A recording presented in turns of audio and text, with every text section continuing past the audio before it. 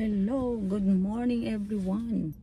Today is Thursday dito sa Canada and routine ko everyday trabaho. Ngayon may vacant ako kaya bumili ako ng sa McDonald's ng breakfast. Ito. Yan. So dadalhin ko kayo doon sa dulo. Nagde-drive ako papunta doon. Pakita ko sa inyo ang downtown ng Edmonton. Okay, mag-drive na ako guys para makita nyo yung view ng downtown sa malayo. Grabe, mausok. Guys, grabe kasi may mga wildfire tapos yung wind dito siguro ang sa sa Edmonton. Ayan guys, so kita nyo yan, malayo. Saan ko kaya i-park ang aking sasakyan? Para hindi masyadong mainit. Alam ko na kung saan ko siya ipapark.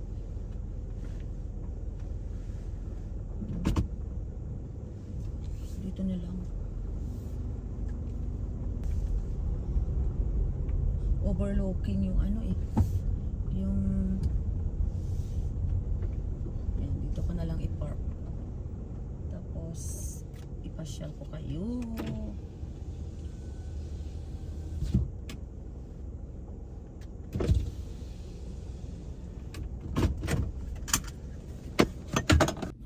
Breakfast muna ako guys, kain tayo yung aking breakfast at walang ayoko na may bacon. Ayun siya guys. So saka yung hash brown. Kain muna ako naman. Kain tayo guys. May hash brown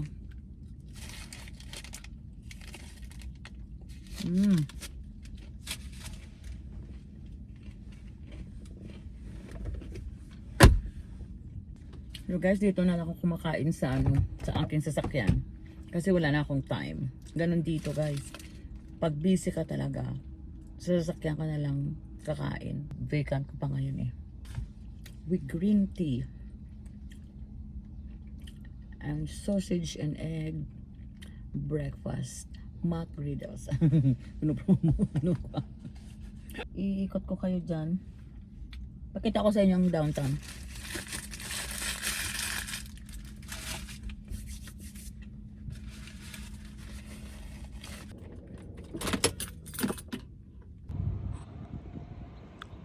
Ito residential ito. Ang lalaki ng mga bahay dito guys. Ito ang downtown. Ito may mga bench dyan pwede kang umupo dyan. Yan ang ganda ng ng view.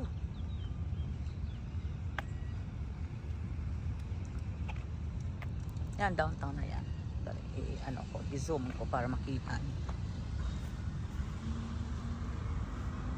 Makita ba dito?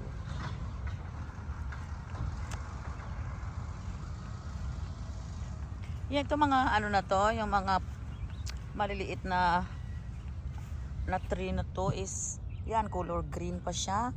Pag nag-fall ito guys ay na to, mag-iiba-iba ng kulay nyo. May yellow, may orange, may red, maroon, mga ganun ang kulay na guys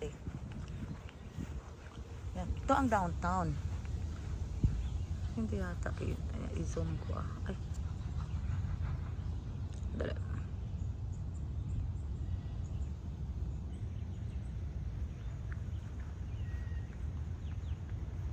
Ayan, park na yan Yan may mga white, parang white na bubong na yan. Park yan. May bridge nga doon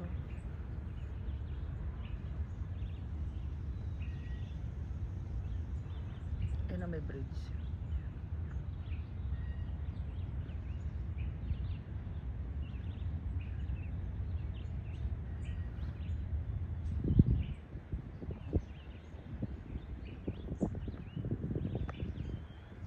Yan ang mga buildings sa downtown. Hindi masyado dito guys, masyado marami matataas na building. Hindi gaya dyan sa Pilipinas. Ilan-ilan lang yan na matataas na building at saka hindi masyadong mataas. Ganun yan dito lang.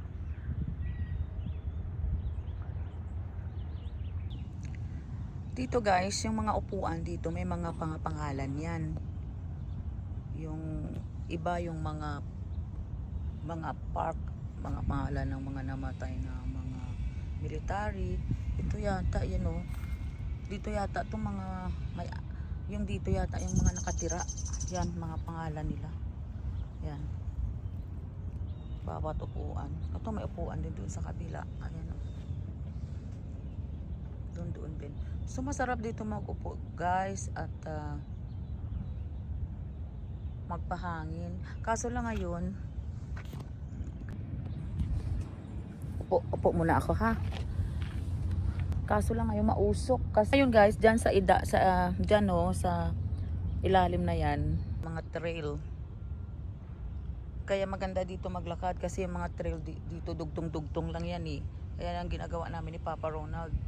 Tapos aakyat kami sa mga matataas na ano, parang bulubundukin siya. Yung mataas, yung uphill baga.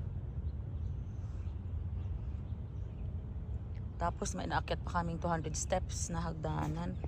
Eh, malinis, diba? Wala kang makitang basura dito, guys. Malinis talaga. Ang nakakatakot lang dito, guys, yung ano, yung mga wild animals. Yung like wolf, coyotes. Nakakatakot talaga yun. Bigla na lang yun lalabas.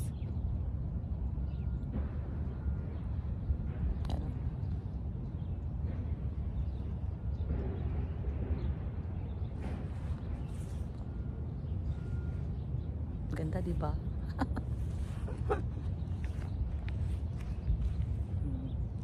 Yeah, may pakita ko sa'yo na flower. Ang ganda ng flower doon, guys. Oh.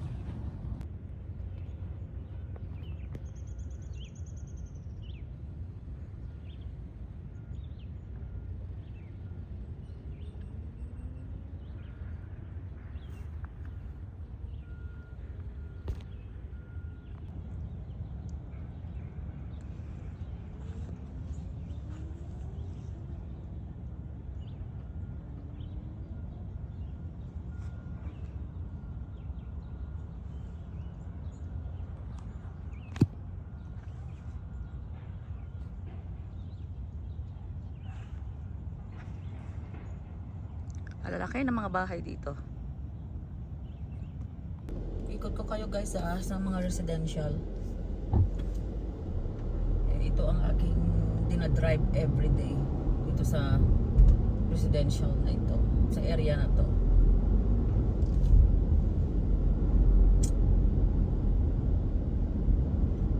Ayan, dito nakatira guys, international nakatira dito sa lugar na ito. Ang taas ng property tax dito guys. May nagre-renovation pa.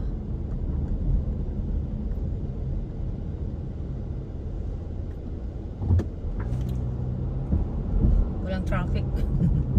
Walang traffic kasi walang pasok.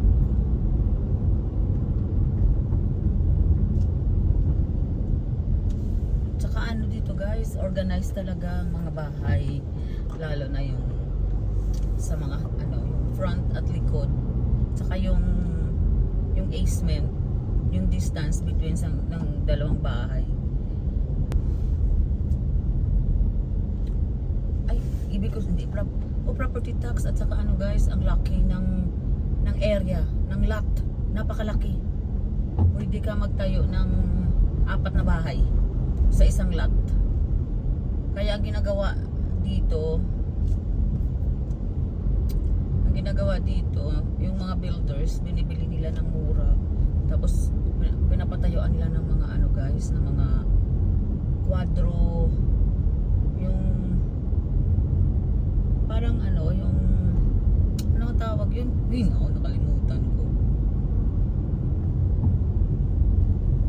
Ano bang tawag no? Yung isang ano lang, yung isang buong bahay pero 4 na door, yung mga ganun.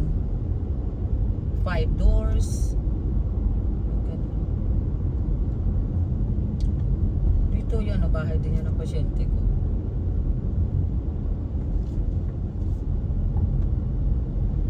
Inikot ko na kayo. Inikot ko na kayo sa aking tina-drive everyday. Duplex! May quadruplex. Ganun pala guys. Ay nako, kalimutin si Mama Gracia. Madali ako makalimutin.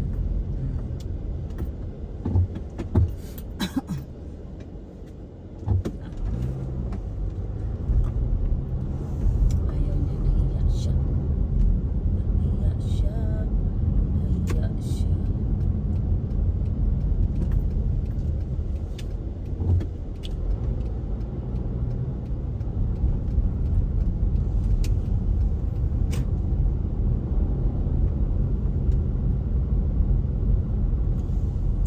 Guys, may nakita kayong basura, wala no.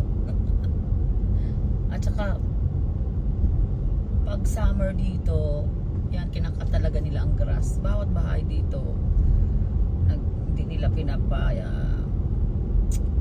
payagan na mahaba yung mga damo sa harapan ng bahay. Kailangan talaga putulin.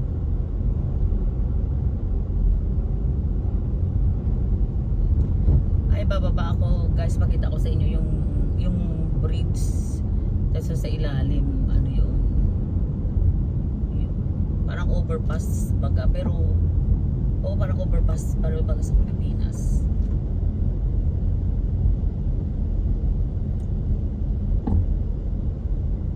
May time pa naman ako nandun lang, malapit lang dito yung bahay ng pasyente ko, kaya okay lang i-tour ko muna kayo para may mapapanood na naman kayo sa aking vlog. May isang ibon na lumilipad. Dito yata. Okay. Dito ako guys mag-park. I'm gonna park here. And then, pupunta ko doon sa may. Ayan ganayos, ang cute. Ito ko sa inyo ha. Yan ang hanging bridge. Nag-walk din kami ni Papa Ronald dyan. Tawid doon sa kabila. May mga trail dito. Yan, bababa ako ha. May nalalakad ako papunta doon punta dito sa tulay na to. Yan guys.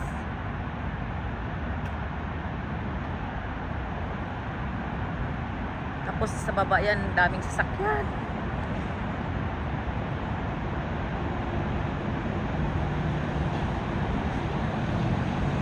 Guys, kita nyo, ganda no? Yan o, ganda. Okay, sandali ah. Yan. Guys, Mama Gracia.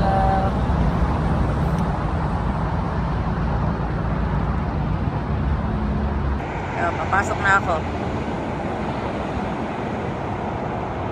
Yan.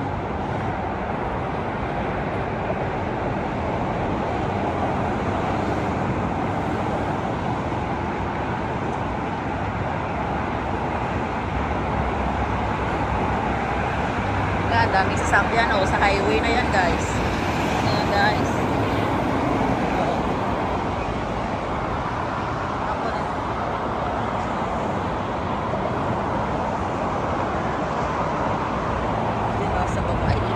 Talaga ng ano, ay natatakot ako. Yan, nandoon ang sasakyan ko. Yan o.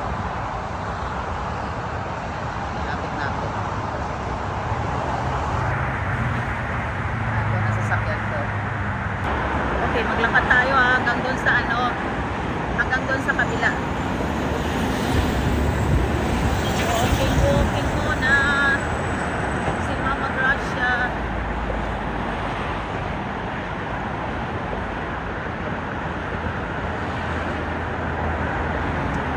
Iba ang ibang klase pag ikaw lang mag-isa.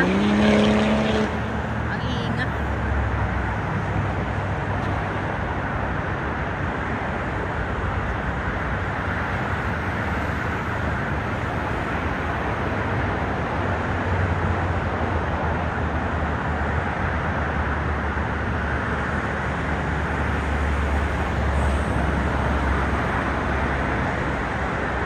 may hagdanan dito guys. May hagdanan, tapos yan, residential na rin yan sa taas. Oh, yan ang hagdanan. Yan, residential na yan. Okay, so babalik na ako. Hello guys! Napagod na ako, babalik na ako. Yung kamay ko, nakakapagod na. Napagod na yung kamay ko, hindi nakakapagod. Napagod na yung kamay ko. Iba-iba na yung sinasabi ko, guys. Ay, ang ganda, diba?